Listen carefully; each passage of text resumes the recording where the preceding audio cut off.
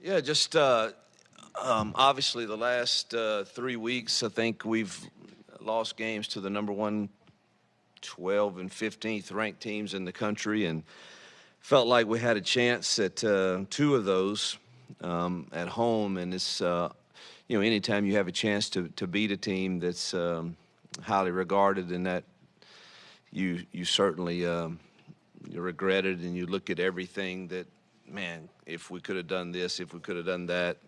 So all of those things, but I think it speaks volumes for how our kids are playing. And I tell you what, I know it speaks volumes for is our incredible fans at Jordan Hare. I just continue to be amazed at their and it's a great home environment. And I know that they've endured disappointing years, and certainly are in the growing pains with us right now also. But their energy and their support, I just can't say enough about that for them. And I think they sense what I sense, and that is that, man, we are Auburn. And we should take a back seat to no one in recruiting. And that's the approach we're taking. And while there are some certain bumps in the roads, and people make of those what they will, and that's you guys, that's us, that's fans, everybody makes of it what you will, but they're temporary. And the time is coming when people will sense what Auburn truly is, like our fans already do, and just thankful for them. So looking at the game, just the negative plays that our kids played extremely hard, proud of that. Thought our defense, outside of just a couple of explosive plays, which you're playing a team in the nation that's they've got to be one of the top teams in the nation for explosive plays. You're going to give some, but there were two that we really probably could have done better on, and didn't get quite communicated like we should have. One was on our coaching staff, and one was our players just didn't execute the call correctly. I wish we could have those two back. And then that first 3rd and 15 on the first drive, they scored a touchdown on the pass interference. I thought our kid was in a great position and did a great job on that. And outside of that, I thought our defense played really, really well offensively. Some of the negative plays that got us behind the chains were a combination of the same thing. And then, but really what haunts us is the lack of third down production. When our defense holds them to 2 of 14 or something, and I think we were 4 of 11 or something in that regard, we need desperately to convert those. And it was disappointing to see us not do that. But again, growing pains for sure, but proud of our kids, proud of our fans, and excited to be back in Jordan Hare Saturday night.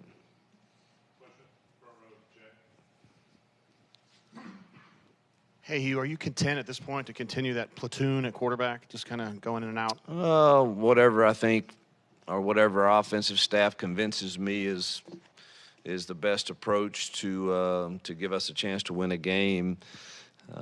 I've said from day one that I think Robbie has a place, and it's his place every down. We'll see this week if it's a package that enables us to continue drives. I think we always have to look at those things right now with the current state of kind of who we are. Hey, Hugh, I'm not content though with anything right now offensively. So just for clarity's sake, is on game days, are you doing any play calling, or is it all Monty, or is it? It's Monty is calling the plays. I obviously have input, and so I'm never one to sit here and say to place blame on coaches. It's a combination. It's all of us that I listen to the plan and evaluate it. But it's hard. It's harder for me than I thought with the verbiage and stuff to be real involved in every area. I paid a lot of attention to tight red zone. We've been pretty good in the red zone at times, but we're not getting there enough to find out if our plans are really good or not. But so it's a combination. I'll jump in from time to time, as do the O-line coaches and others. And but Monty is the play caller currently.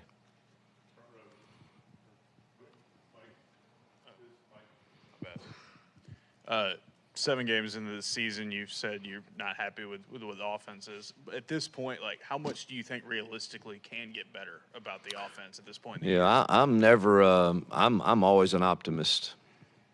I thought we were going to be pretty good last week, and I'm going to believe that about this week also, and going to do everything within my power as soon as I get through with this meeting to get started on that and to see how better we can get this week.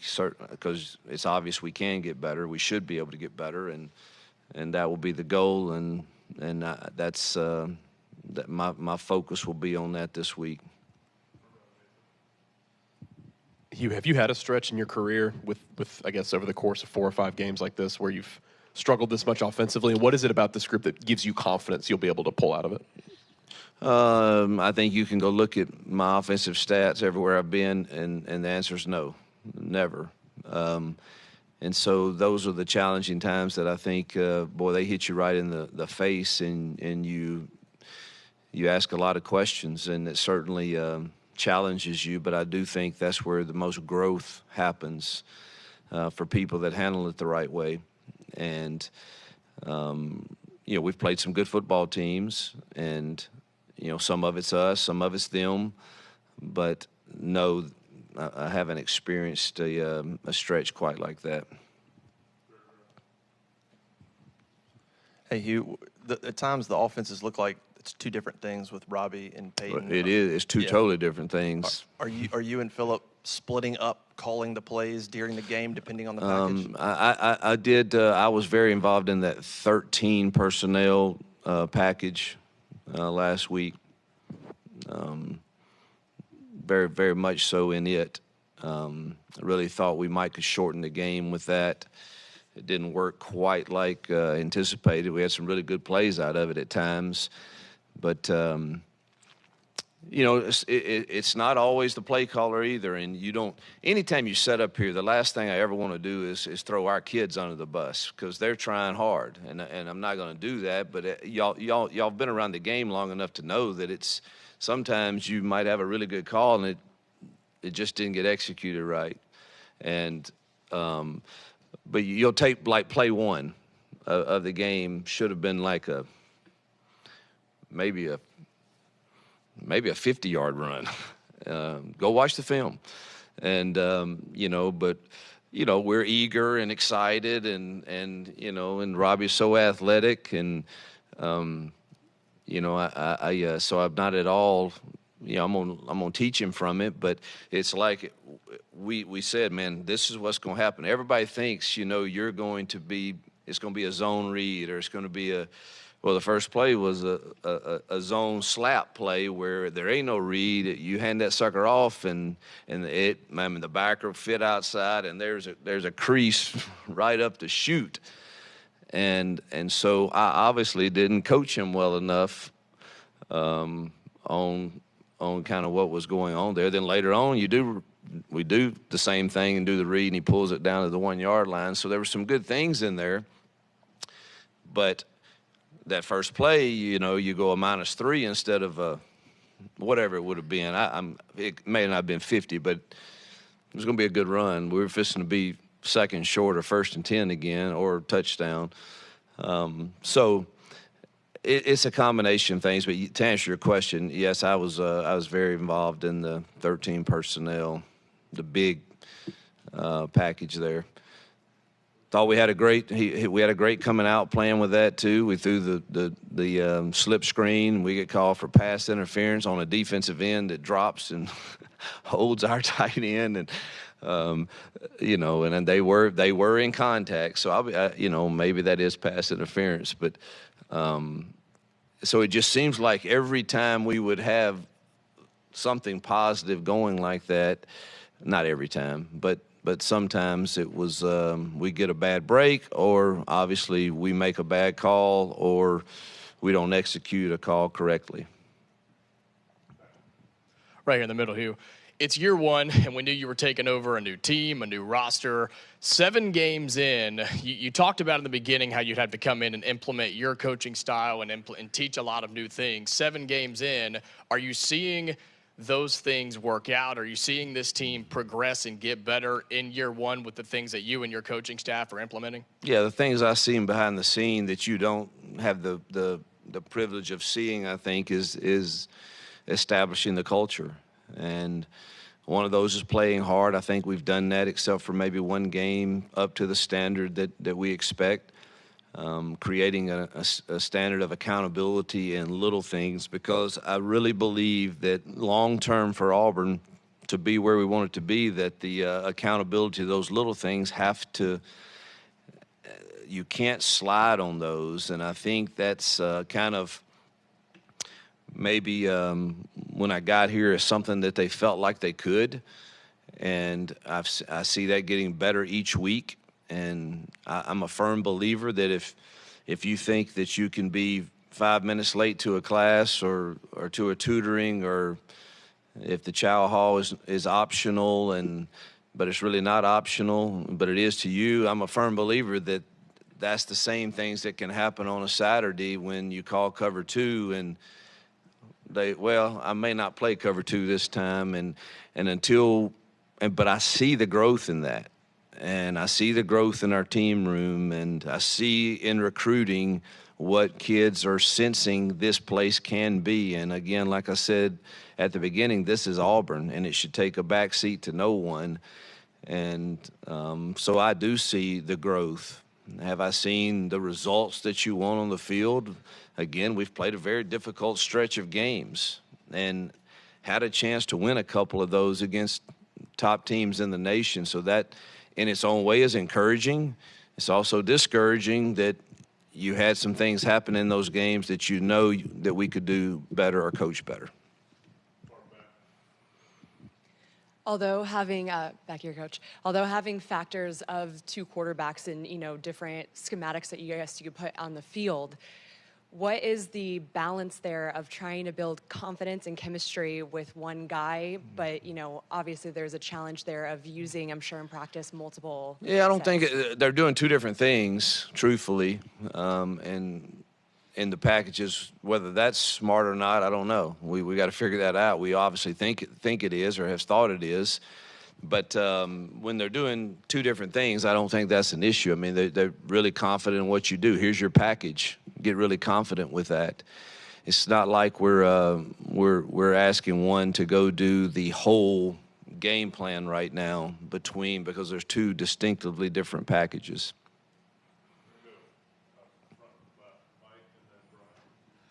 Coach, in the 2 SEC games where you lost to top teams by a single touchdown, Auburn has run the ball significantly more than they've passed it. How do you continue to lean into what you do well offensively, but build some confidence in the passing game when you need it at the end of these close games? Yeah, I told the staff yesterday, we've got to be more balanced. Now, I firmly believe you play to your strengths, and I do think we have proved we can be somewhat successful running the football. But I do think you have to play balanced football. And so we've got to find the things that our players can do, receivers, quarterbacks, protections, and be more aggressive in calling those. And so I expect to see that change some. But I'm not sitting here at all saying to you that you won't see more runs than passes. I think we've got to, again, play to our strengths. Now, this team you're playing this week, I mean, they are really, really, really chaotic on defense, and it's really, really hard to consistently run the ball on them. And it's also really, really hard to protect. So we've got a lot of things facing us for sure. I got a couple. First, what's the status of Wesley McGriff right now and into the future? Yeah, he was just in my office working with me on the accountability team of making sure our kids are accountable. He's dealing with a personal issue, and I think he'll get through it just fine. And secondly, you did mention recruiting. How was the turnout? How was the response from the recruits that were here over the weekend? Turnout was incredible, and I think they see like people that really look at this objectively. I think they see that, man, Auburn is I don't know what our class rankings have been the last 5 years prior to our arrival or anything. I don't know what they've been, but I think they see, man, I could contribute to this, and the energy in the stadium, again, they feel that on Tiger Walk. They see that in the stands, and I thought every meeting I had prior to the game, after the game, and then all day Sunday with those that were still here, I thought went extremely well. And I think we're in on the right kids, and we just need a group in the 24 and 25 class to come join us to really get this thing kick-started. Coach, just any update on Avery Jones? Yeah, it's that hurt us too, by the way. And Connor played really well, and Connor's going to be one heck of a football player. But they were changing in and out of a lot of fronts based on our personnel, and some of those five-man boxes on some of those 3rd and 5s and 6 could have been really good runs, and we weren't on the same page. And Avery, was more accustomed to that, so we missed him in the second half for sure. I think he's probably, I guess the words I would say for this week, doubtful. Just following up on a earlier play calling question, I know you mentioned at the Georgia game that you were kind of more approving everything that was being called at that point. Is that still what you're doing, or kind of what's changed between then and now if Montgomery still? Well, I approve the game plan. Hugh, the last 2 games, when it's come time, when you've gone up tempo passing game, Peyton has really been quite successful. Does that lead you to believe maybe you need to do that more often, other than in the fourth quarter? Well, my whole history has been around tempo, and obviously RPO, and I think Monty's more comfortable in tempo. And it seems Peyton is a little more comfortable in his skill set with some of that. And, again, I look at our team every Monday, and I look at our staff every Monday, and I say that I'm going to show them today, just like I do every Monday, the execution flaws. Not when the defense was better than us and they beat us on a play, and give them credit. They had a great call and they beat us, but the execution flaws when what we had called was correct. And I'm also going to look at them and show them, look, we let you down here on these 4 plays because they were bad calls. And as a coach, you want to have as few of those possible on a given game day. What I'm saying to you is when you evaluate everything, we're not always right on the approach, but I certainly approve the approach of maybe we need to try to keep our defense has been playing pretty good, but really, really thin at certain spots, and the fewer plays that they play, you would think we would have the better chance of being successful. And so those 2 thoughts, me going fast and me trying to protect them to the strength of our team to give us a shot in the fourth quarter, they really don't coincide if you really think about it. Was that the right approach? I don't know, but that's the thinking behind it. And certainly it's got to be reevaluated like everything else.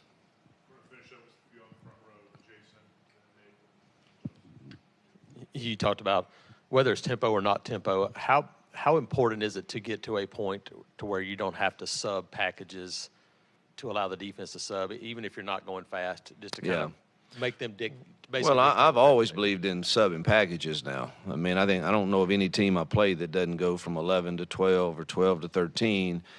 I think what you might mean by that, I'm not trying to put words in your mouth, but you're still running the same offense, and I think that's because they had a distinct plan. I mean, when we went the Robbie 13 package, they had a whole. Now the good thing about it is none of their pass rushers win the game.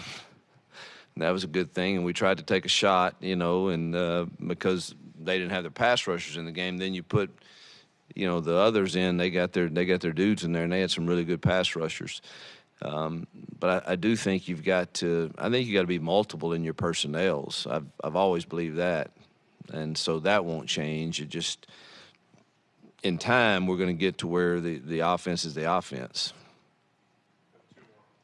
Going back to Wes McGriff, what is his role on your staff right now, and do you expect him to come back? He is he's chief of accountability and in-house recruiting right now, and it's been remarkable to see him. The conversations he's having with these kids, he's got a gift to talk straight to them, and they listen to him about accountability and doing things the right way. And I've been really impressed with it, and he's helping me immensely. Hugh, Jarquez had a big game on Saturday night. First one for him this year where he's kind of really broken out like that. How much better do you think this offense can get when you have Jarquez playing like that? And obviously you guys got, Damari getting closer to health, that running game kind of getting stronger.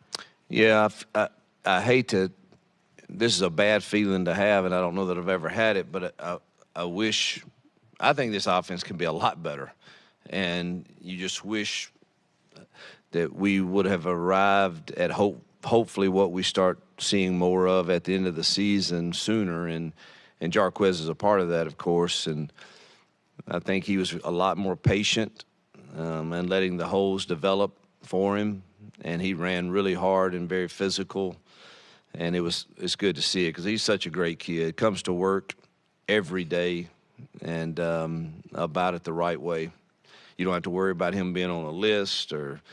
I mean, he comes to work, so you're always good to see, him experience that success, and we've got several like that too. All right, Coach. Appreciate Yep. Thank you, guys.